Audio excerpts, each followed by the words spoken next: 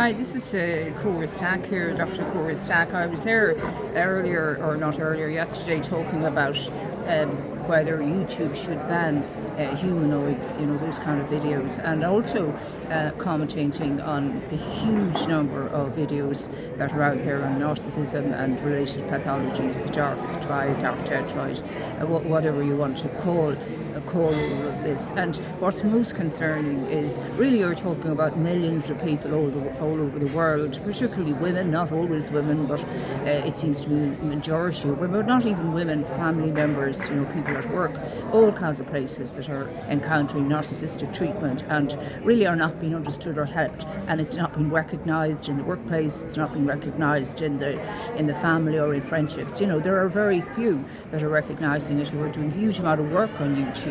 And this is a huge problem being exposed or expressed in YouTube, and yet the policymakers, the people with the power, are doing very little about it. It's like silence about narcissism from governments, from institutions. They're not recognising it. I mean, are these people stupid? I mean, I don't mean to be derogatory about this, but there is a pandemic of narcissism, and this is clear from YouTube, the huge damage and harm it's doing to families, children, people in the workplaces, everywhere. And yet it's not recognised by governments, leaders everywhere almost. I never heard a prime minister ever, speak about the perils of narcissism, of gaslighting. Very rarely. I actually have never heard any government minister or leader or worldwide leader. I haven't even heard the United Nations, and I mean I have great time for the head of the United Nations, or even Barack Obama, or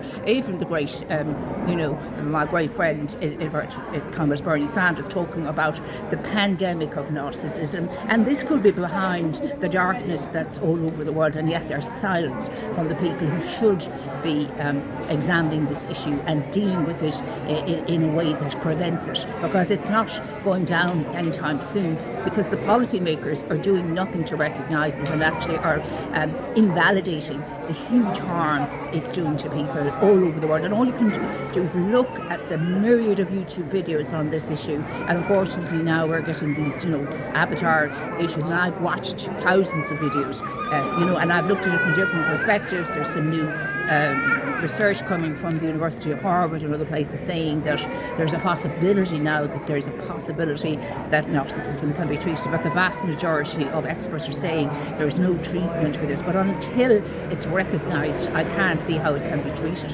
So, I mean, unless all policymakers themselves are of this bent, I'm sure there are a few straight, policymakers everywhere, a few straight judges, or a few straight quasi-judicial people and all this sort of thing, and I mean, perhaps we need a lot more training. These people need a lot more training in this horrific disease of the world that's going on at the moment. So it seems to me that, there are a huge amount of people spending hours and hours watching all these videos and seeking therapy from these experts all around the world, and yet nobody really in power is listening to them. They're being ignored by policymakers and by leaders all around the world. And the question is, why is this? Why are all these videos and anyone that's reading the comments, of all these poor people that are, women that are severely affected, their lives are destroyed by narcissism or sociopathic, whatever, cluster B pathology, or whatever you want to call it, patterns of behaviour. We don't have to diagnose anybody, we just have to look at the patterns.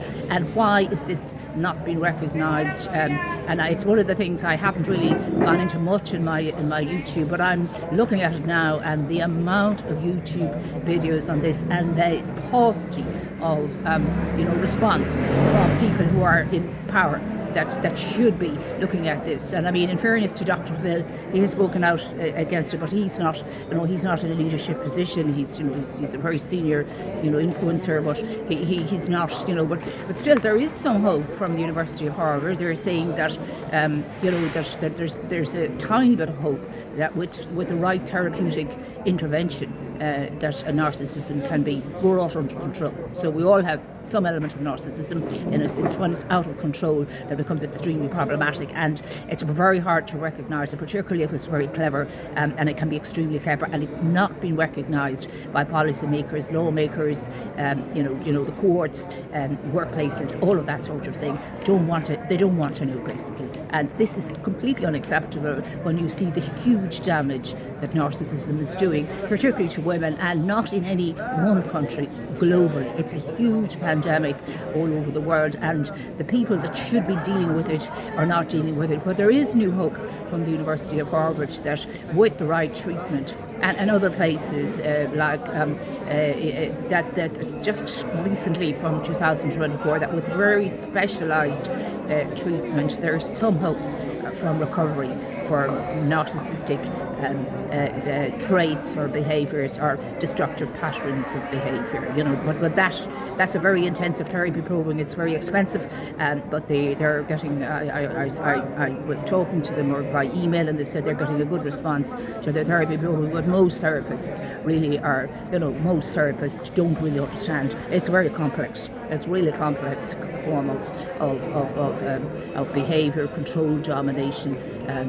There's a huge amount of patterns there. If you go into any of the YouTube, they'll explain all the different patterns. There isn't one I haven't read about. And it's horrific.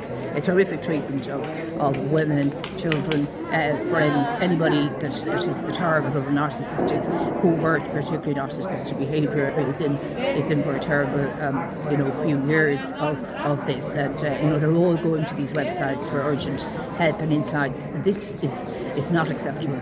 This is not an acceptable way of dealing with what is now a huge problem, putting a huge pale of darkness all over the world. And it's time for policymakers to stand up and speak up and do something about this horrific pandemic.